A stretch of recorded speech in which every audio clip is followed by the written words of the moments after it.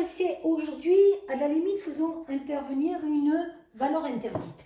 On voit que là, je cherche à la limite en x égale 2. Or, je vois que quand je remplace x par 2, 2 moins 2 égale 0. Alors, bien sûr qu'on ne peut pas écrire ici 1 sur 0. Donc, comme on ne peut pas écrire ça, on va écrire que c'est égal à la limite de 1 sur un nombre grand x avec un nombre grand x qui tend vers 0.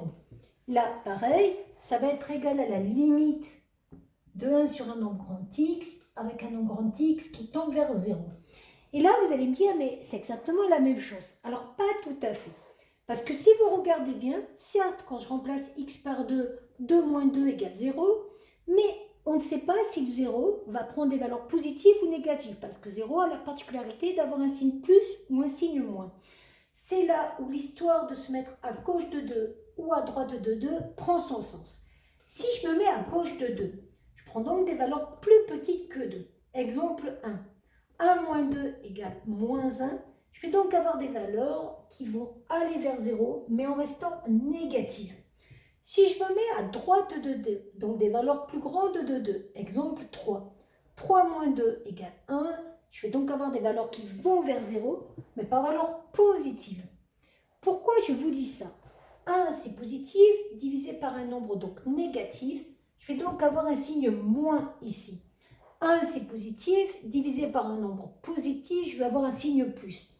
Et 1 divisé par un nombre qui tend vers 0, ça tend vers l'infini.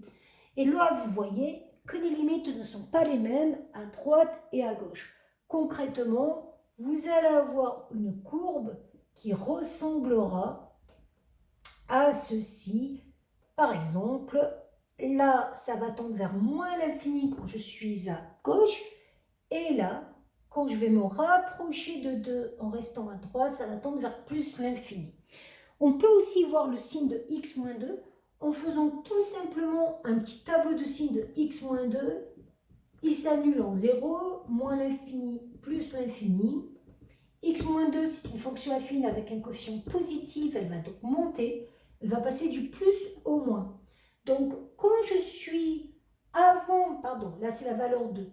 Quand je suis avant la valeur 2, mon expression est négative. Avant la valeur 2, mon expression est négative. Quand je suis après la valeur 2, mon expression est positive.